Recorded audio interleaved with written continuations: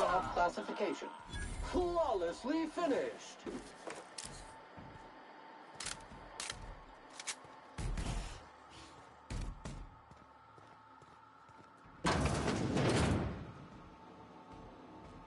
Mobile command accepted. You out there, whoever you are, yes, I can see you. Come here and talk to me, face the intercom.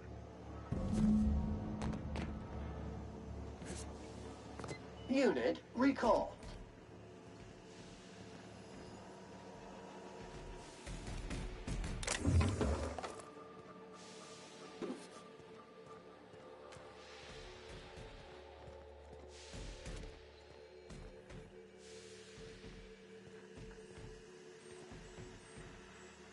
I can't tell if you're brave or simply touched in the head.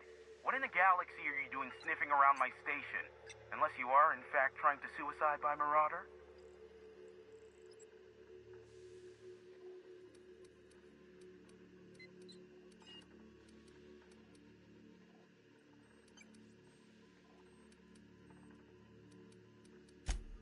You are? And to think I was just joking. Guess I'll leave you to it then. Kidding! I'm kidding! No one has a sense of humor these days. Or much of a backbone, for that matter. Look, the fact of the matter is this. By the hand of fate and my own cunning skill, I run this station. The Marauders may have other plans, and since my hired hands have clearly turned idle, it appears I have need of you. As my newest contractor, you may call me the Broker.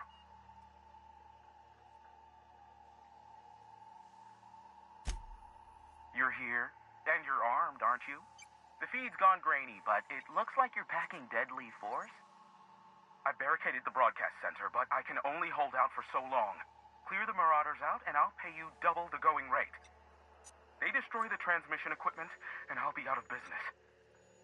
The elevator and doors to the second floor are back online. Hurry before I have to lock them down again.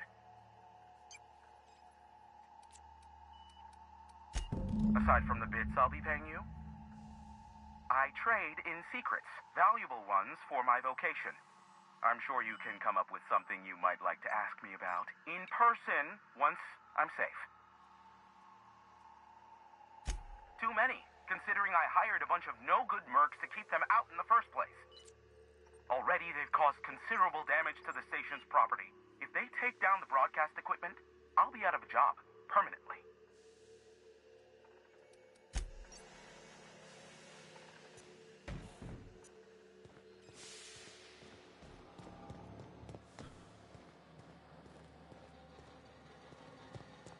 Hey, elevators to your right. Get ready.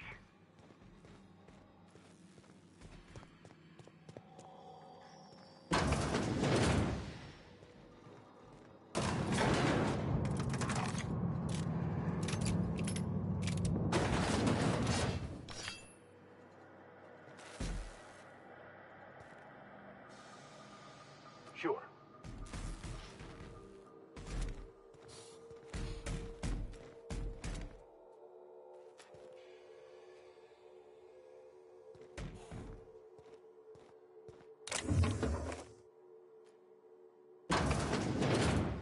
Unit is in motion.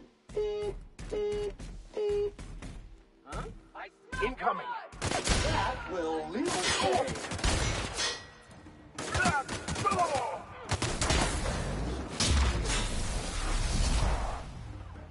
May the law have mercy on you!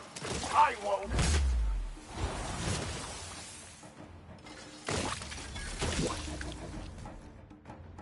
Bag required. Cleaning cycle complete. I'm going. Yes, I'll step lively.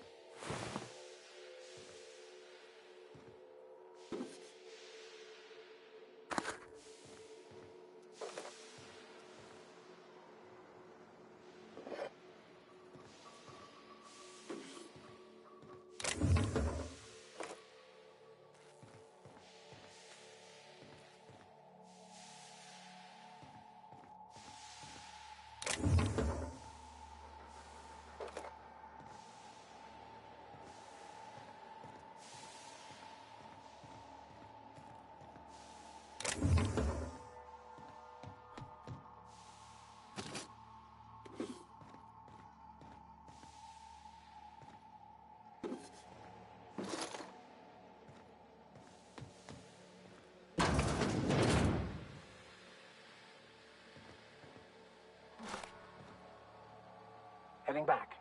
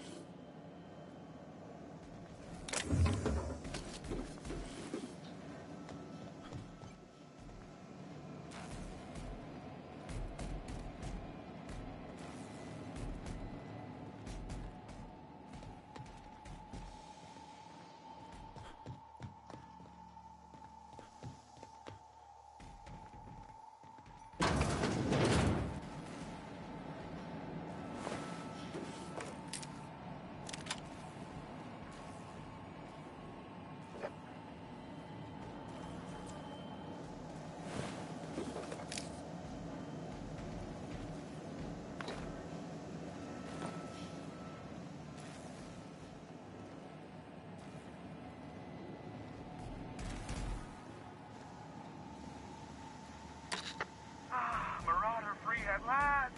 I'll get the door. You hurry on in.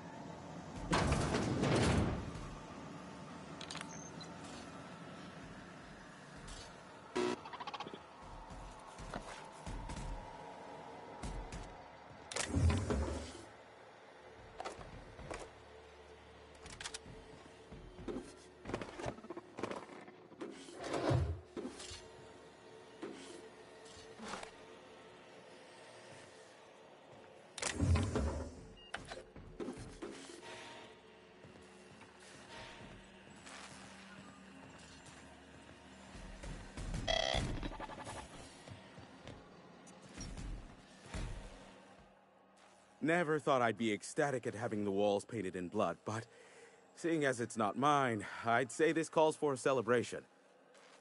My compliments on your improvised utilization of the fire suppressant system. I do admire a man of ingenuity.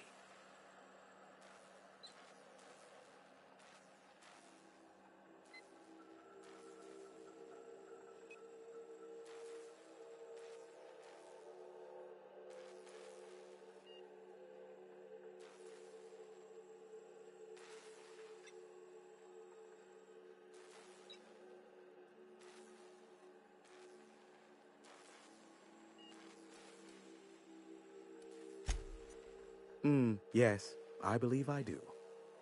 This ought to square our debt. One hefty payment for a highly valued service rendered. But I admit, I do wonder why you ventured here at all. Allow me to pose my question in another manner. Why, in the nebula, are you here?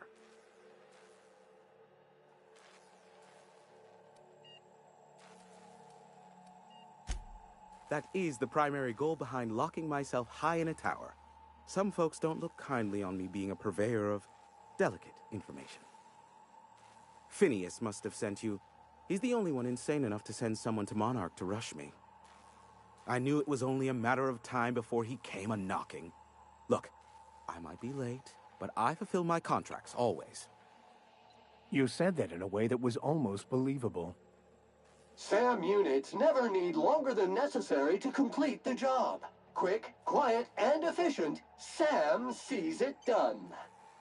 I take offense to that. Look, okay. It might take me a while this time.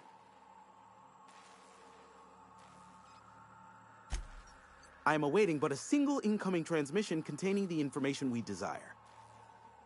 But MSI and the Iconoclasts are clogging the airwaves from Stellar Bay and Amber Heights. In their war against each other, they're scrambling each other's outgoing transmissions. Luckily, however, MSI has now gone silent. You wouldn't know anything about that, would you?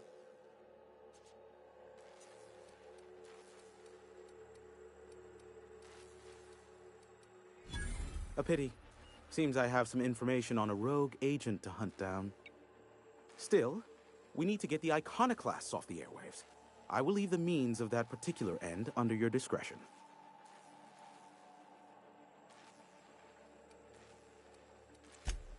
The bandwidth! There's too much blasted background noise. Nothing gets through but their local broadcasts. Which of course has inadvertently affected the incoming port and my livelihood.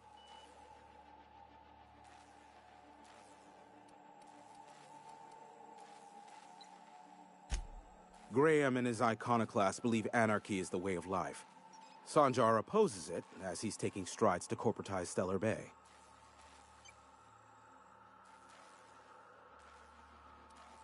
Amber Heights is one of the only surviving settlements outside of Stellar Bay.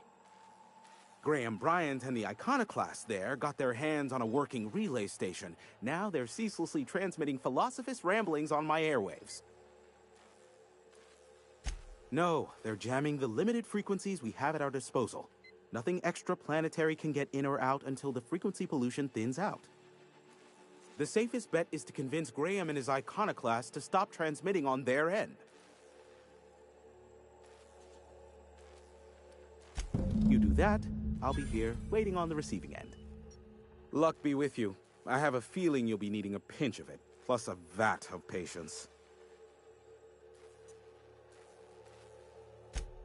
Is that a trick question? Because to answer it, you'd need to pay me.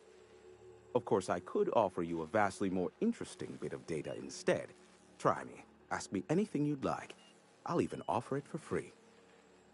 We'll call it an exchange for your help with the broadcasts. Ask me what you will.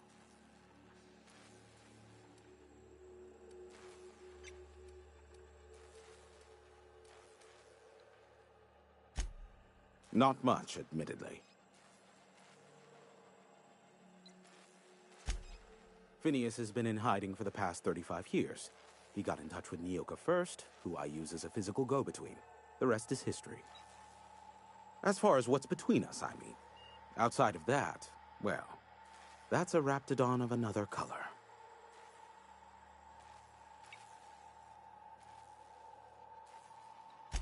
I do know this much. There is a sharper side to the good scientist than you'd expect. If allegations are to be believed, the experiments he conducts for the greater good are in fact treasonous and for self-gain. I am not convinced as to the validity of these allegations, considering the source, but I am also not unconvinced either. Luckily for you, I am a veritable font of information. What? No. Why would I go out of my way to intercept messages from Earth? There's no market for them. No buyer means it's not worth my time. Now, if you wanted me to intercept a certain one, that might be worth it for the right price.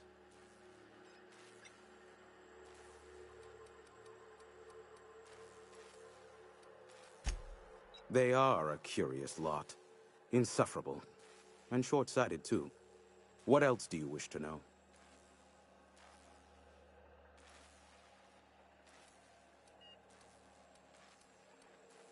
You mean between MSI the Iconoclasts and myself?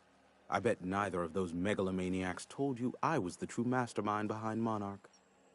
Back when the colony was still Terra 1 and corporations were abandoning us left and right, I'm the one who approached Sanjar and Graham with the means to our salvation.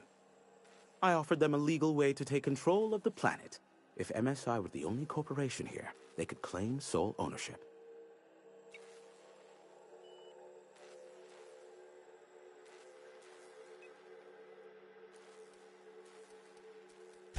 Even then, I plied my trade as an information broker, albeit in a smaller capacity.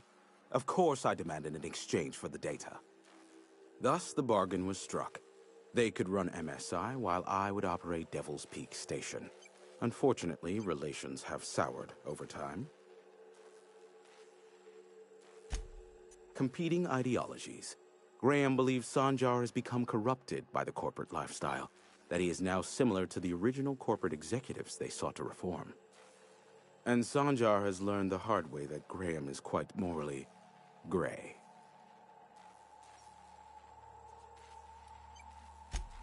Some say Graham suffers from nightmares that leave him sweat-drenched and screaming.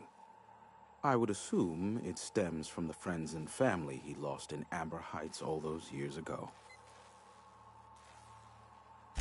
Sanjar's not actually at fault for his past performance reviews, but he can keep hunting for loopholes to get back on the board for the next century. He'll never be reinstated.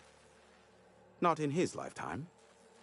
For Nebula's sake, even with the loophole I gave him, he's only in charge of MSI because every other exec died during the massacre at Amber Heights. I gave Sanjar and Graham legal information that would allow MSI to own Terra 1, once the other corporations had abandoned the planet. The execs had their concerns, but before the matter could be resolved, pirates raided their homes in the night.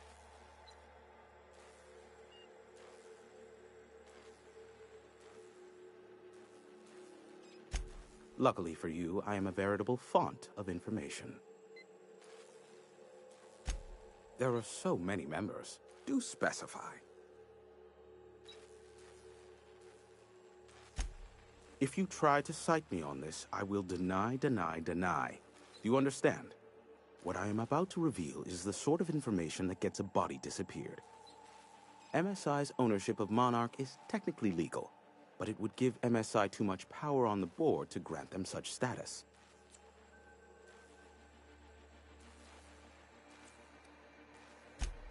Exactly. But you didn't hear so much as a whisper of such from me. Luckily for you, I am a veritable font of information. How low you seemingly regard my trade. I may have a secret for you, for the right exchange. How low you seemingly regard my trade. Sure, you know where to find me if you need me.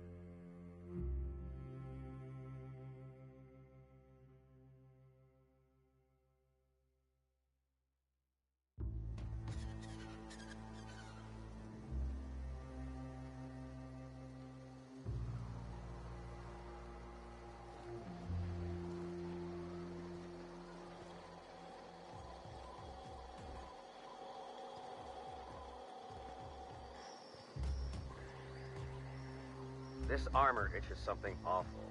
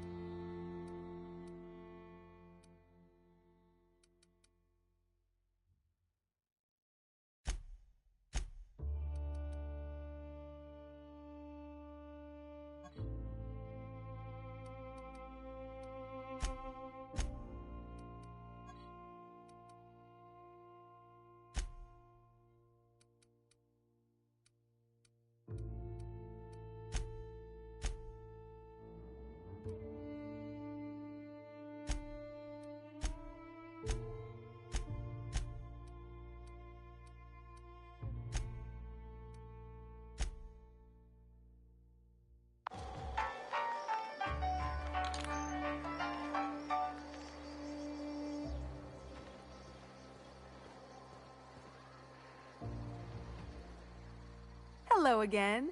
If you want, I can still put your name down for a pamphlet just in case we get more.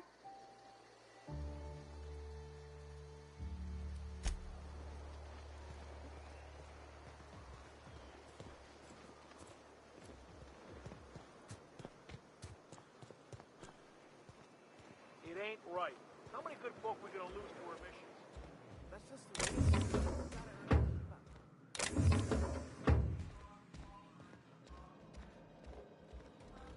A Manta Queen. Yeah. We felled it, mind. But we lost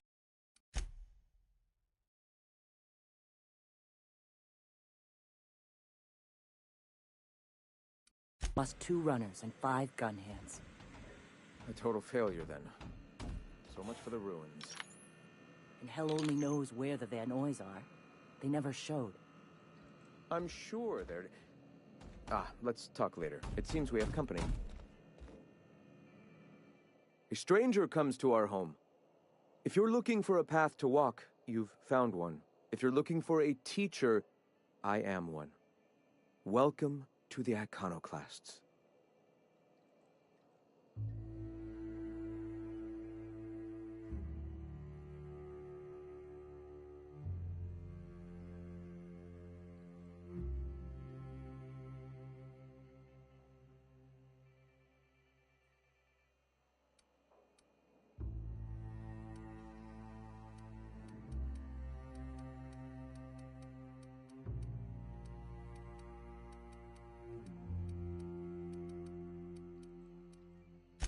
Stop? No. Spreading the truth is the only way to combat the board's poisonous campaign of propaganda against their people.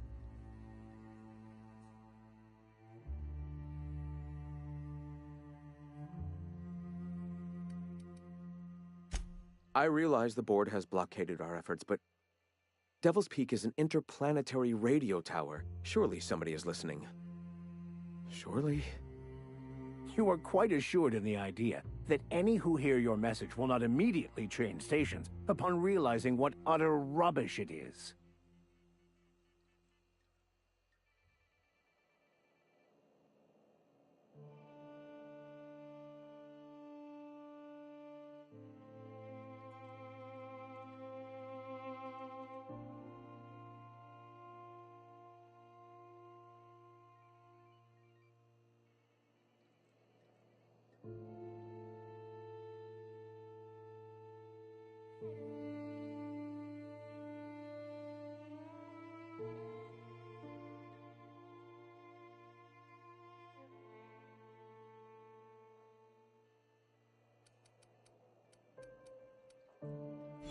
Graham, we should be focusing on survival anyway. Food, ammo, and medicine. Maybe now's the time to pivot. Pivot, huh? If radio isn't working, we might try another way. It seems the captain's timing is more than just serendipitous. It must be fate. I've had my sights on an old printing press for some time. The board uses magazines and advertisements to subtly focus the colony's attention. We will use their tricks against them. Wait, that's not what I meant. Help me clear out and repair the press, and I will have no need for that rust bucket of a radio tower.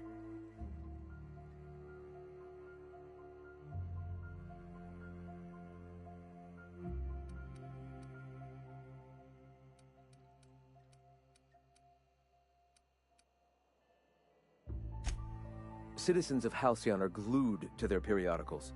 They obsess over tossball and fashion, and the board uses these obsessions to control them.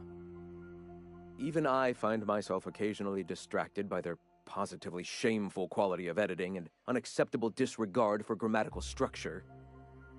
My literary prowess will hook them, and the eternal truth will reel them in. Listen to me. I'm starting to sound like one of Sanjar's fishermen.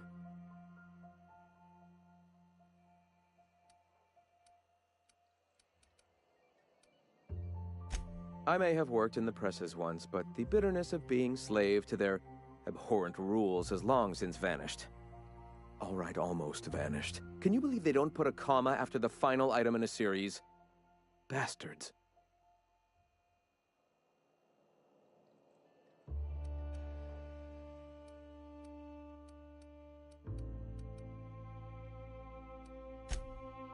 Yes, my apologies. Will you help take the printing press?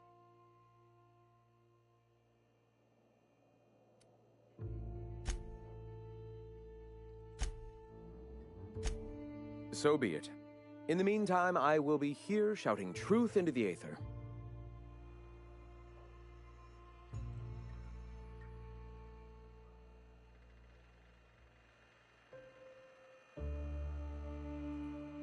Issuing sanitation ticket. Error! Refill printer paper.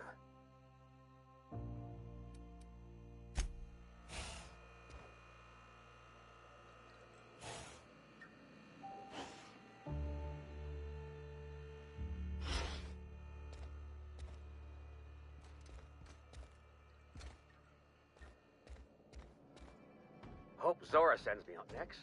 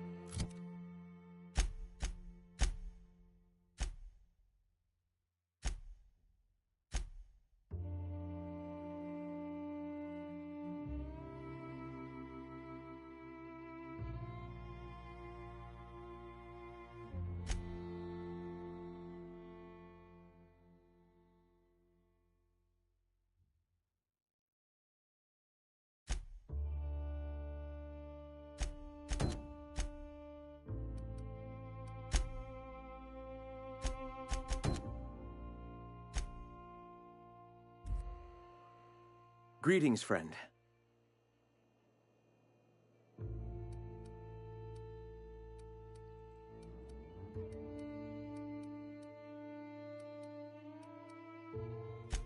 Stop.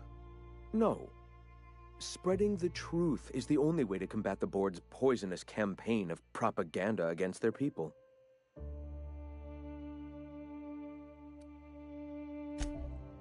They can't be everywhere at once. Surely there are radios that still catch our message here and there. Surely... You are quite assured in the idea that any who hear your message...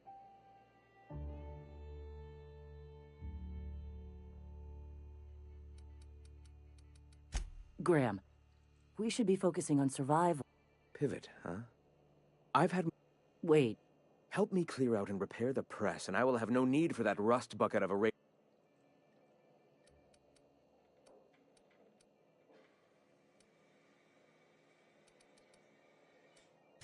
So be it. In the...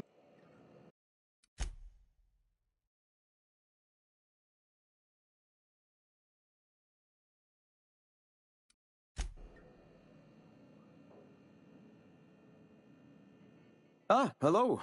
You're still alive.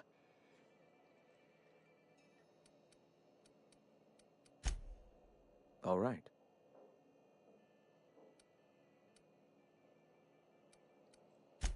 I'm sorry. As long as it's been, I'd still rather not speak of it. That was a painful day for us all.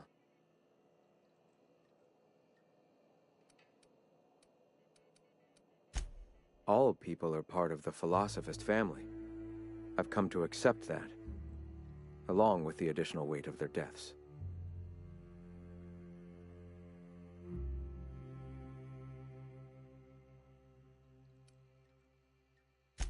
Awakening is available to all whose minds are ready to accept it. What would you like to know?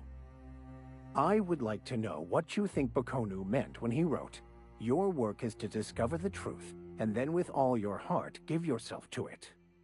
Ah, how refreshing to have a scholar among us.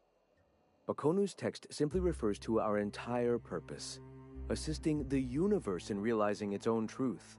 Let it guide us as it will.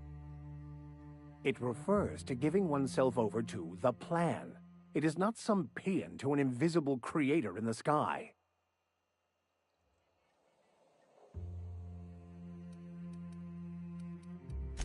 Were there a truth to the grand plan in the first place, I and Bakonu might agree.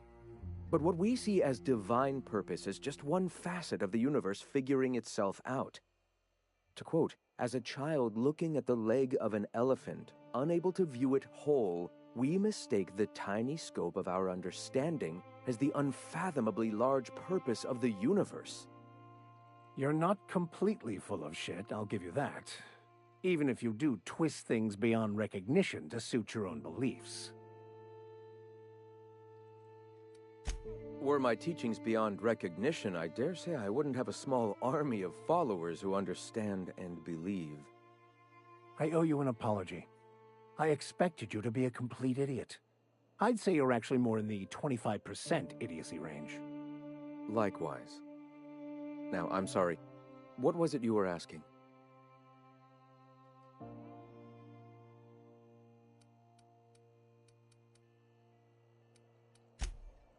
Ah, the eternal. We are all part of the consciousness of the cosmos. Each of us plays a tiny role in the universe's continual journey toward understanding itself. You and I, and the rats and the mantis swarms. Divinity is in us all, and the eternal is that divinity.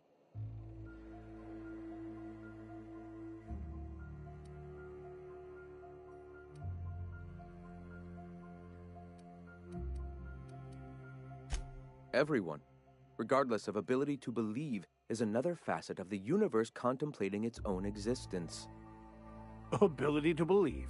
I think you mean inability to tell fantasy from truth, which rules out any knowledgeable scientician. Let us be clear. Neither of us can lay claim to being knowledgeable on this topic. It is a matter of belief. It is not as if OSI has gone and proven anything. Regardless, what were you saying?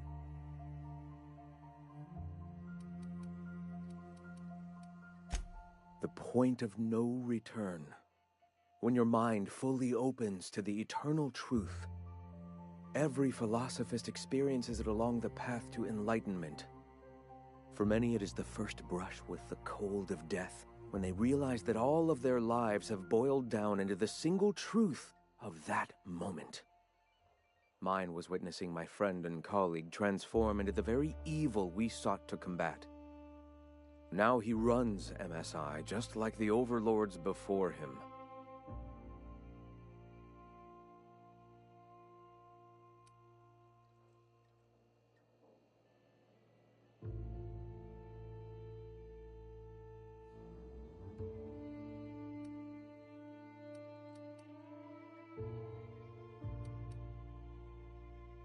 I suppose that's one way to look at it. Another is that misfortune often brings opportunity. I found my path through the tragedies of my past.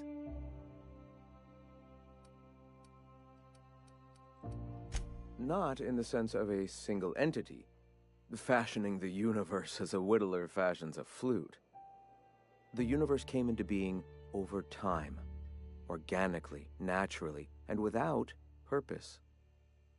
In that sense, I suppose you could say that, in the interest of finding its purpose, the universe itself created all living things.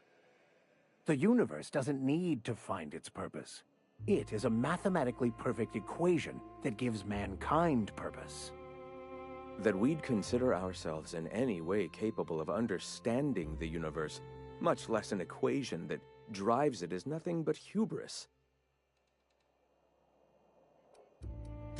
All right. The iconoclasts are free folk. We live under our rules, motivated by our own beliefs, all petals on the same flower of enlightenment. Meanwhile, the board strangles the will of its workers. It is the penultimate exercise of a poisoned society where people are enslaved by a corporate ladder. We seek to replace their way of life with ours. Philosophism is the key to unlocking their shackles.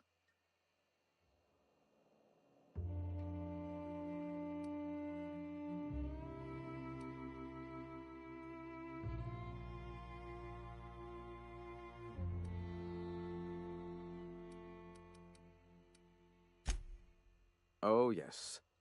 Gunships hover in our skies, ready for the day they decide to come to our doors waving banners of war. The perception of visionaries is often tainted by the lies of their oppressors. A sad state of affairs, to be sure.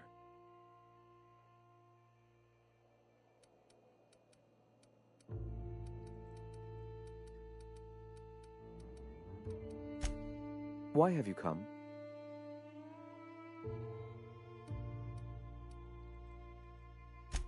Wonderful.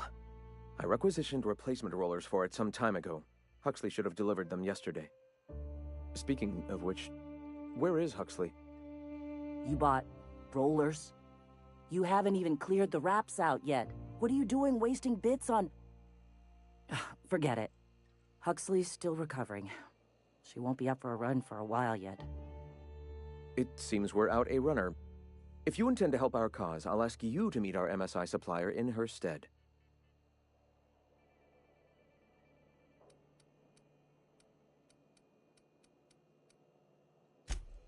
So you're her mysterious savior. She sings your praises. That girl and her songs, so eager to learn, so bright-eyed, so tone-deaf.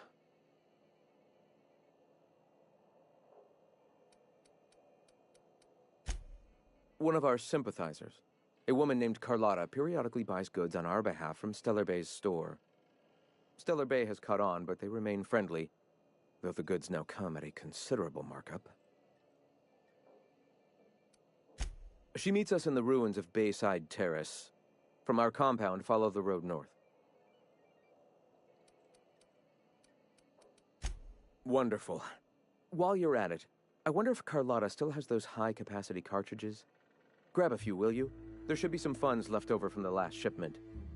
We can use them to copy and modify radio serials. Yes, not just magazines, but their precious dramas.